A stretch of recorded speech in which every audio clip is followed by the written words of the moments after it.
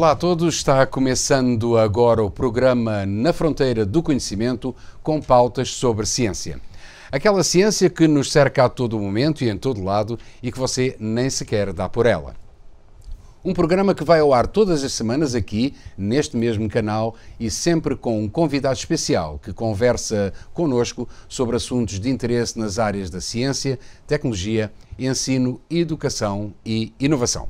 Por isso, sinta-se à vontade e fique connosco na próxima meia hora. Muito bem. A fisioterapia é uma ciência da saúde aplicada ao estudo, diagnóstico, prevenção e tratamento de disfunções cinéticas funcionais de órgãos e sistemas. A fisioterapia estuda, diagnostica, previne e trata os distúrbios, entre outros, como são os cinético-funcionais da biomecânica e funcionalidade humana, decorrentes de alterações de órgãos e de sistemas humanos, podendo ainda ter um efeito analgésico. Além disso, a fisioterapia estuda os efeitos benéficos dos recursos físicos, como o movimento corporal, as irradiações e correntes eletromagnéticas, o ultrassom, entre outros recursos sobre o organismo humano. O fisioterapeuta é capacitado para diagnosticar disfunções, avaliar, reavaliar, prescrever tratamento fisioterapêutico, emitir prognósticos, elaborar projetos de intervenção e decidir inclusive pela alta fisioterapêutica e atuando nas mais diferentes áreas com procedimentos, técnicas, metodologias e abordagens específicas que têm o objetivo de avaliar, tratar, minimizar problemas, prevenir e curar as mais variadas disfunções. Mais recentemente, a fisioterapia tem sido estudada e utilizada como um método eficaz para o tratamento de dores crónicas, sendo que os profissionais são apresentados à denominada Educação em Neurociências da Dor.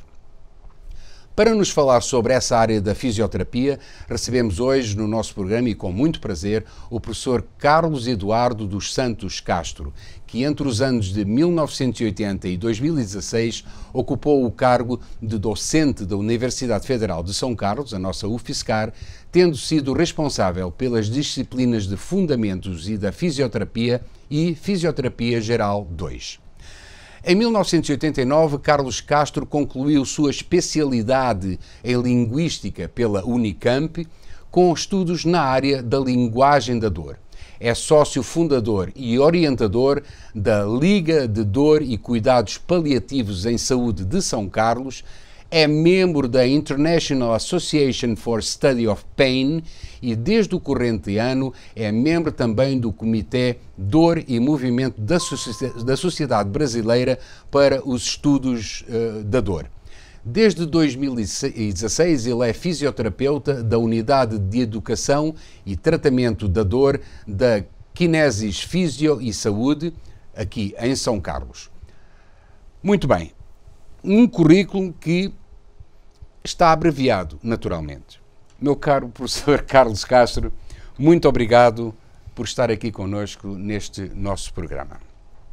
Professor, a fisioterapia, ela é ainda hoje a principal técnica para a reabilitação de várias situações condicionantes do bom desempenho musculoesquelético, nomeadamente aquelas que são causadas por traumas originados por acidentes de diversa ordem. Estou-me lembrando acidentes de automóvel, moto, quedas, as más posturas corporais adquiridas ao longo do tempo, principalmente resultantes de áreas profissionais, passando também por limitações causadas por mal súbitos, como, por exemplo, os AVCs e outras doenças coronárias e, particularmente, e nós vemos isso quase no dia-a-dia, no esportes. Também consequências da própria idade avançada que contribuem para uma certa limitação de movimentos. Nestes capítulos, professor Carlos, que avanços é que houve na fisioterapia? Olá a todos, olá Rui, obrigado pelo convite, muito honrado.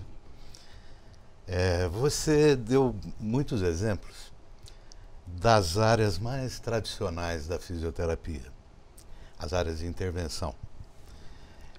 A área musculoesquelética, a parte ortopédica, então os distúrbios posturais, a área traumatológica, seja no esporte, no dia a dia, no trabalho, a área reumatológica, as osteoartroses, as artrites, e também da área neurológica, os AVCs, AVS, incluindo a neurologia infantil, as crianças que nascem com algum problema, nomeadamente paralisia cerebral, que acabam tendo problemas de movimento, e a área geriátrica. Nós não estamos imunes aos beijos do tempo. E beijos do tempo podem trazer dificuldades motoras. Mas essas, como eu disse, são as áreas tradicionais. A fisioterapia deu uma expandida muito grande para áreas não tão conhecidas. A cardiologia e a pneumologia, hoje, jamais conhecidas, mas ainda ninguém sabe muito que, por exemplo, um fisioterapeuta tem uma atuação imensa dentro de uma UTI. Para dar suporte de vida, para trabalhar com os aparelhos que mantêm a vida enquanto o indivíduo não está... Então, respiração assistida, tudo isso tem um papel ali para o fisioterapeuta. Na área de dermatologia funcional, não só estética, mas ajuda na reparação de úlceras de pele, queimaduras. Sério? Eu não sabia que o fisioterapeuta poderia intervir numa situação dessas. Área. E outra que talvez seja menos ainda conhecida, na saúde da mulher, por exemplo, no preparo para o parto e na recuperação pós-parto, e na urologia. Hoje nós temos técnicas para o trabalho de incontinência urinária. Sério? Então, a fisioterapia, a gente pode dizer assim, não importa a especialidade, onde houver um problema de movimento, há um espaço para o fisioterapeuta atuar. Então, na urologia, há perdas urinárias por enfraquecimento muscular, de um assoalho pélvico. É músculo igual um bíceps, igual qualquer outro músculo, e pode ser trabalhado com exercícios, com eletroestimulação.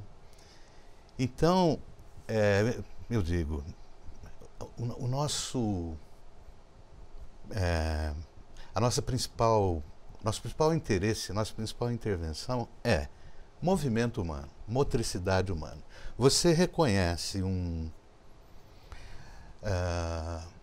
neurologista, falando assim, o que faz um neurologista? Trabalha com o sistema nervoso. Certo. O que faz um ortopedista? Com o sistema musculoesquelético. Faz um cardiologista com o sistema cardiovascular. O que faz um fisioterapeuta? Ele trabalha com o sistema de movimento humano. Só que o sistema de movimento humano, ele não se resume a um órgão e sistema. Ele é um conjunto. Vou tentar mostrar para vocês com uma imagem. Olha só. Vamos ver a imagem, então. Então, veja. No sistema de movimento humano, que é um sistema fisiológico, que compreende vários órgãos e sistemas. Para que a gente produza movimento humano, eu preciso um núcleo duro, um sistema nervoso que controla tudo, e um efetor, um sistema músculo-esquelético. Mas para que isso trabalhe em boas condições, eu preciso um suporte pulmonar, cardiovascular e endócrino. Tudo isso está coberto por um tegumento, por uma pele, né? Todas essas áreas podem trazer problemas para o movimento humano. Entendi. Então, esse é o nosso papel, trabalhar com disfunções do movimento. Eu entendo e tenho essa sensação de que há 20 anos a essa parte, o foco do fisioterapeuta se alargou, ela abriu abriu para áreas que nunca antes eram pensadas que a fisioterapia pudesse entrar. Isso é correto? Muito. Eu estou formado há 40 anos. As mudanças na profissão, mundiais, não só no Brasil, Sim. que eu pude assistir, são coisas muito sérias e muito boas, né? A gente saiu de de um trabalho a reboque do médico. Então, Sim. inclusive tinha uma expressão que falava assim, que nós, fisioterapeutas, terapeutas ocupacionais, fonoaudiólogos, nós éramos profissionais paramédicos. Quase que dava para escrever para o médico, né? Entendi. E nesse percurso houve uma independência muito grande entre as profissões e mais, uma colaboração muito grande entre elas. Houve uma percepção de que há um núcleo de interesse em uma profissão que não interfere na outra e que as duas trabalhando juntas colaboram demais para a saúde do paciente. Uma está, eu não diria dependente, mas uma se interliga com a outra em traços muito estreitos. Exatamente. Não é? Que bacana. Professor Carlos, o nível qualitativo da fisioterapia no Brasil está comparado àquilo que nós podemos encontrar no exterior ou não? Sem dúvida. Ela se equipara, sim. E quem permitiu isso foi a globalização. Eu digo a globalização do conhecimento. Sim. Tanto no sentido do acesso. Hoje, em qualquer lugar do mundo que você estiver, se você tiver acesso à rede de computadores mundial, você tem todo o conhecimento disponível. E também aconteceu uma troca muito grande de informações entre os fisioterapeutas de todos os países.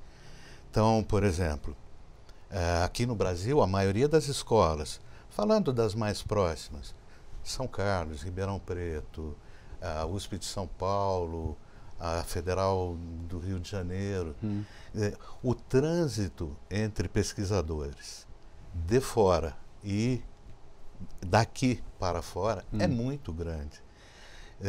Pesquisas em colaboração com Bélgica, Austrália, Estados Unidos, Alemanha, tem sido muito forte nesses últimos anos. Mas nós, brasileiros, nós temos também contribuído para o conhecimento lá fora. Nós não vamos só beber da fonte lá de fora. Não.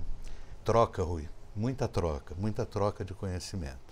Embora, e aí é uma opinião particular, Claro. às vezes a gente tem a ilusão de tentar produzir aqui um conhecimento de extrema ponta. E eu posso dizer que tem gente produzindo isso aqui. Nós temos colegas no departamento de fisioterapia publicando na Nature revistas de muito peso, tá? Na Science, isso. Professora Rosânia Mattioli, professora Tânia Salvini, são nomes expoentes mundialmente. Agora, competir com alguns países onde aqui você tem um equipamento, no laboratório do colega lá dos Estados Unidos tem 50. A realidade é diferente, não é? Fica complicado. Mas eu acho outra coisa também. Produzir conhecimento para quê? Produzir conhecimento para quem? Então, se a gente olhar para a nossa realidade, quais são os problemas que a gente enfrenta aqui no Brasil em relação à fisioterapia? Talvez o conhecimento mais urgente, mais importante a ser produzido seja aquele que atenda a essas necessidades. Claro. Né? Então, acho que uma coisa não invalida a outra. Ponta, troca, pesquisadores de fora, pesquisadores daqui, e aquele trabalho mais de formiguinha, resolver os nossos problemas. Qual é a opinião que os pesquisadores internacionais têm sobre os colegas brasileiros? Vou te dar um exemplo, só porque ele está muito contemporâneo. Está acontecendo agora, nesse mês de julho, o Congresso Mundial de Fisioterapia. Nós temos uma Confederação Mundial de Fisioterapia, da qual o Brasil faz parte. Tem quase uma centena de colegas nossos brasileiros apresentando trabalhos lá. Nós temos um colega, talvez tenham mais, mas o que eu sei, professor Felipe Reis, um menino, não tem 40 anos ainda, professor no Rio de Janeiro, coordenando uma mesa num congresso internacional. Então, uma respeitabilidade muito grande em relação dos colegas de fora, em relação a nós aqui, brasileiros. Um bom reconhecimento, sim. Isso traz uma força adicional para muito grande. Para que a comunidade de fisioterapeutas no Brasil vá mais em frente. Né? Desde 2016, o professor Carlos é fisioterapeuta da Unidade de Educação e Tratamento da Dor, tem o nome de Kinesis Fisio e Saúde, aqui em São Carlos. Eu gostaria que me explicasse, de forma sucinta, porque estamos no final do nosso primeiro bloco do programa 2, o que é a educação em neurociências da dor, pois, segundo eu entendo, eu acho que é uma área que está sendo desenvolvida e ampliada dentro da fisioterapia, eu creio que há relativamente pouco tempo. Se é que eu não estou induzido em erro, mas com maior, essa área eu acho que tem sido mais explorada agora, mais recentemente. Então, gostaria que você me falasse um pouco o que é essa educação em neurociências da dor.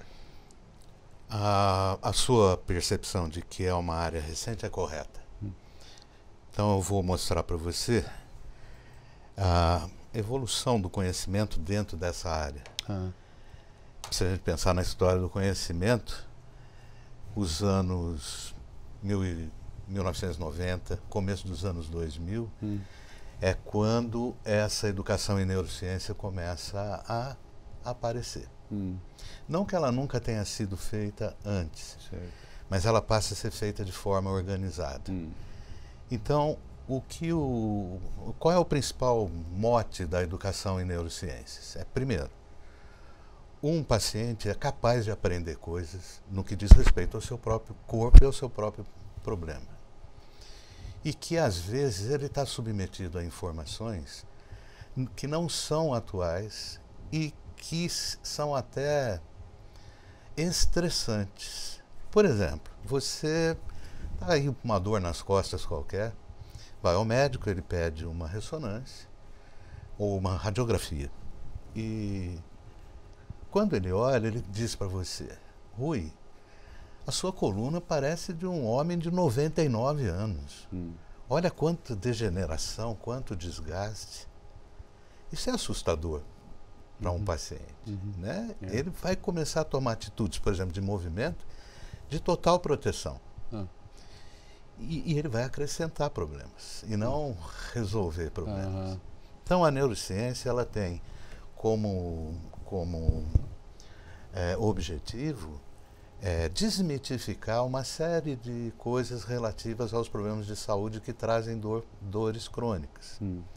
Tem 3 núcleos ou 3 grupos de pesquisa muito fortes trabalhando com isso. Um nos Estados Unidos, outro na Austrália e outro na Bélgica. Nesses anos todos, e principalmente agora, houve uma explosão de conhecimento nessa direção. Então a ideia é combinar a educação do paciente sobre o seu problema e a exposição dele aos exercícios de uma forma gradual, de tal forma que ele não gere medo na pessoa em executar o movimento. Portanto, quer dizer que o paciente fica constrangido em desenvolver algo, em seguir o seu cotidiano, a sua vida cotidiana, com medo de agravar ainda mais o problema. Então, um exemplo. E ele adquire novos problemas em cima desse. Sim.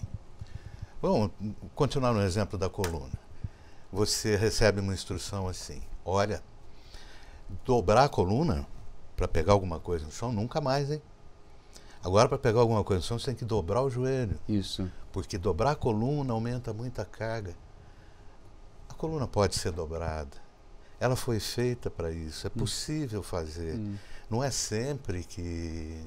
Dependendo de condições, você vai ter que proteger um pouquinho. Mas, na maioria das vezes, essa proteção é muito maléfica. Eu tenho um exemplo que me entristece. de uma paciente de um colega. Ela ficou tão, assim, ela levou tão a sério essa coisa, eu não posso dobrar a coluna, que um belo dia, ela em casa dobrou.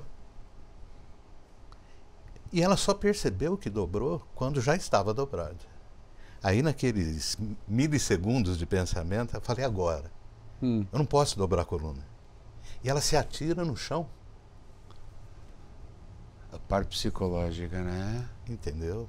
E a parte psicológica é a parte psicológica de nós todos. Nós somos seres biopsicossociais. E às vezes a gente está achando, ou sempre estamos achando que o problema é bio. Mas essas crenças, eu não posso dobrar a coluna, eu não posso andar, eu tenho que ficar deitado, eu tenho que fazer repouso, isso acrescenta problema. Não é um psicológico assim, no ar, né? Como a gente fala assim, isso também tem que tomar muito cuidado. As pessoas, quando falam assim, psicológico, acham que a gente não está acreditando na dor delas. Mas não, minha dor é real. Sim, ela é totalmente real. Mas às vezes ela está sendo mantida por crenças. Essas crenças, esses pensamentos, eu nunca mais vou ficar bom, eu sou estragado mesmo. Esses pensamentos descem por uma via fisiológica, anatômica, neuroanatômica. E abrem comportas para que você sinta mais e mais dor. Então ele entra num quadro chamado sensibilização central. Deixa eu ver se tem alguma coisa. Ah, desculpa, não. Sensibilização central. Então a ideia da educação terapêutica em dor é conversar com as pessoas e explicar todas as potenciais fontes que podem estar mantendo uma dor, principalmente quando ela é persistente. Porque vamos combinar, a dor é boa. Que horror falar assim, né? A dor é boa. A dor é boa no seguinte sentido, ela nos protege. Ela é um indicativo, não é? Ela é uma sinalização. Uma sinalização. Se você faz um entorse no tornozelo, o cérebro pede que doa. Para quê? Para dar tempo do organismo reparar essa lesão. Então ele fala, ó, se você pisar no chão vai doer. O cérebro conversando com o próprio corpo. Aí o que você faz? É muito desagradável aquilo, você não pisa. E por um tempo, em repouso, os tecidos se recuperam. Recuperou, acabou a lesão, curou o tecido, acabou a dor. Mas em algumas situações essa dor persiste e não é porque o tecido está lesado. É daqui. Entendeu?